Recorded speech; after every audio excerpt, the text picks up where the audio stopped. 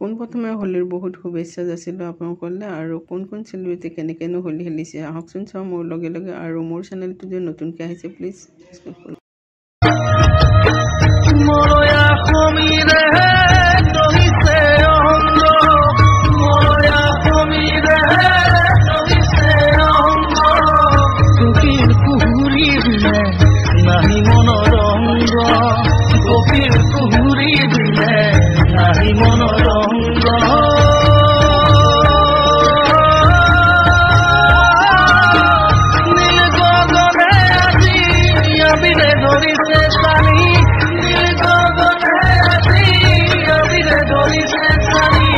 subscribe